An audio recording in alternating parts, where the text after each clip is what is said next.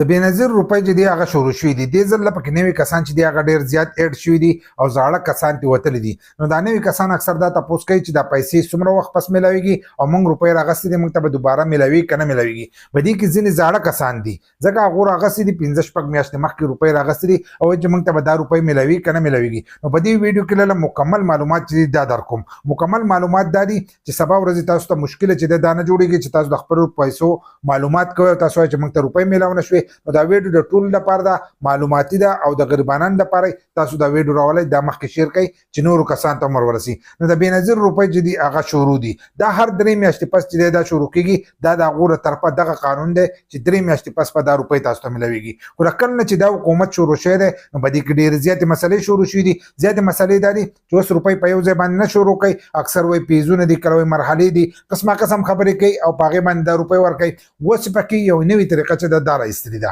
نوې طریقې پکې راایستلې ده ډېره مخکې په مرحلو باندې یو قسط چې دی هغه په هغې کې لاړو لکه په دې کال کې 2 قسطه دغه شان د میلاو شو اوس بل قسط چې تاسو ته 3 قسطه به شي او د 4 نمبر قسط چې دی دا به نه میلاویږي په یو کال کې به تاسو ته 4 قسطونه چې دي دا به میلاوېدل لکه 3 میاشتې پس چې دی دا روپۍ به میلاوېدلې او پوره په ټایم باندې به میلاوېدلې اوس چې موږ تاسو له اپډیټ درکړو نو اکثر هغه اپډیټ چې دی هغه غلطي په ټایم باندې د هغه روپۍ چې دي دا شروع نه کړي اوس دا قسط چې دی د دې اخرنۍ مرحله چې ده هغه پاتې ده نو په دې کې ځینې کسانو روپۍ راغستې دي هغه وایي چې موږ ته به دا روپۍ میلاویږي که نه میلاویږي نو کمې کسانو چې میاشت 2 میاشتې مخکې روپۍ راغستې دي نوي کسان دي او هغو روپۍ راغستې دي نو هغو ته به دې ځل دا قسط چې دی دا به نه میلاویږي دا د هغو له طرفه چې دا وینا ده او ځینې کسان ځي هلته کې روپۍ چې کې په اکاونټ کې روپۍ نه وي او موږ تاسو ته هر 3 میاشتې پس میلاویږي نو سره وجه نه نشته چې تاسو هلته کې راغستی دی زوړ قسط راغستی او دا نوی قسط په نوی قسط کې ستاسو روپۍ چې دی دا نشته او د هغو له طرفه وایي چې قسط شروع شوی دی چې قسط شروع شي نو هر 3 میاشتې پس چې دی دا به تاسو ته میلاویږي په دې کې ځینې زاړه کسان دي زړو کسانو ته چې دی هغه هم دغه شانتې راغستې دی او هغو ته روپۍ چې دی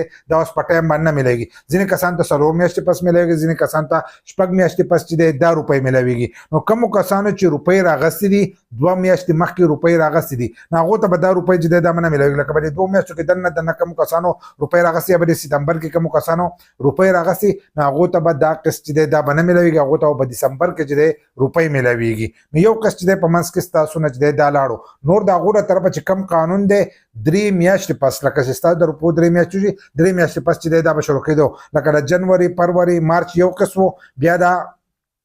مارچ دی دا یو قسط بیا د اپریل مئی جون چې دی دا بل قسط دغه شانتي د جولای اگست سپتمبر چې دی دا بل قسط بیا د اکتوبر نومبر دسمبر چې دی دا بل قسط دی نو اوس اکتوبر نومبر چې دی دا شروع شوي دي لکه دا د دې میاشت دی دا به تاسو ته میلاوېدلو په سپتمبر کې دی دا روپۍ خو تاسو ته اوس د کمې میاشت دغه میلاویږي د جولای اگست او د سپتمبر روپۍ چې دی هغه تاسو ته په دې ورځو کې میلاویږي نو دغه حساب دی کم کسان چې بار بار تپوس کوي نو د هغو په حساب باندې چې دی اوس موږ نه پوهېږو د هغو له طرفه اپډیټ یو څه راځي او ورکوي بیا بل نو ځینې کسان ته روپۍ نه میلاویږي بار بار وایي چې روپۍ میلاو نه شوې موږ خبره وکړو نو خبره چې دا هغه هلته غلطه وغږي ولې د هغو له طرفه چې دی کم معلومات راشي په هغه معلوماتو باندې هغو دغه نه کوي نور چې نوی قسط شروع شي نو د هر یو کس په هغې کې روپۍ چې دی دا موجود دي خو کومو چې په دې 2 میاشتو کې راغستې دي نو هغو ته چې دی وایي نوی قسط چې دی دا به نه میلاویږي